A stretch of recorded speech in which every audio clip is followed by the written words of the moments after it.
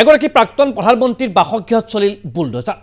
শনিবাৰে পাকিস্তানৰ প্ৰাক্তন প্ৰধানমন্ত্ৰী ইমৰান খানৰ লাহোৰত থকা বাসগৃহত চলিল পাক চৰকাৰৰ বুলডোজাৰ।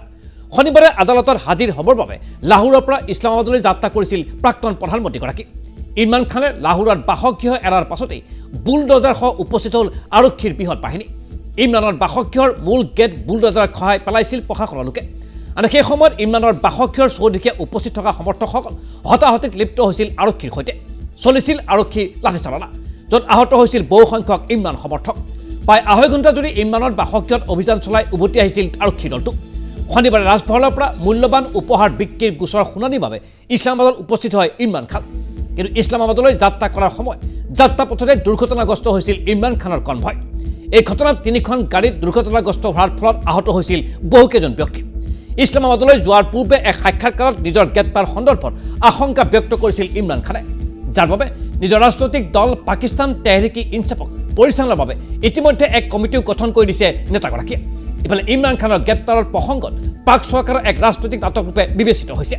14 মাৰ্চতো ইমৰান খানক গ্ৰেপ্তাৰৰ বাবে লাহোৰ বাসগৃহত উপস্থিত হৈছিল আৰক্ষীৰ এটা বিশেষ দল।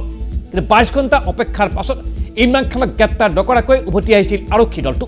আৰু শুক্ৰবাৰে লাহোৰৰ এক আদালতে 9টা গোচৰত জামিন প্ৰদান কৰিছিল প্ৰাক্তন প্ৰধানমন্ত্ৰীগৰাকী, যাৰ বাবে ইমৰানক গ্ৰেপ্তাৰৰ পৰা আঁতৰি থাকিবলগীয়া হৈছিল পাক চৰকাৰ। তেনেস্থলত শনিবাৰে পুনৰ ইমৰানক গ্ৰেপ্তাৰৰ যোজা চলাইছিল শ্বাহবাজ শ্বৰীফ চৰকাৰে। যদি ইছলামাবাদৰ আদালতে ইমৰান খানক জামিন প্ৰদান নকৰে তেন্তে গ্ৰেপ্তাৰ হ'ব পাৰে ইমৰান খান। এই সন্দৰ্ভত ইমৰান খানৰ অভিযোগ, লণ্ডনত থকা প্ৰাক্তন প্ৰধানমন্ত্ৰী নৱাজ শ্বৰীফে ৰচনা কৰিছে ইমৰান খানৰ গ্ৰেপ্তাৰৰ ব্লুপ্ৰিণ্ট। ভৱিষ্যতে ইমৰান খান যাতে কোনো নিৰ্বাচনত অৱতীৰ্ণ হ'ব নোৱাৰে তাৰ বাবে ইমৰান খানক গ্ৰেপ্তাৰ কৰিবলৈ উঠি পৰি লাগিছে নৱাজ শ্বৰীফ। এবাৰে ইমৰান খান ইছলামাবাদত উপস্থিত হোৱাৰ পিছত পৰিস্থিতি অৱনতি ঘটাৰ আশংকাত সমগ্ৰ ৰাজধানী চহৰখনতে জাৰি কৰা হৈছে 144 থানা। একেদৰে পাকিস্তানৰ অন্য চহৰৰ পৰা 1000কৈ অধিক আৰক্ষী লোকক অনা হৈছিল ইছলামাবাদলৈ। আৰু আদালত চৌহদতো নিষিদ্ধ কৰা হৈছে মিডিয়াৰ প্ৰৱেশ।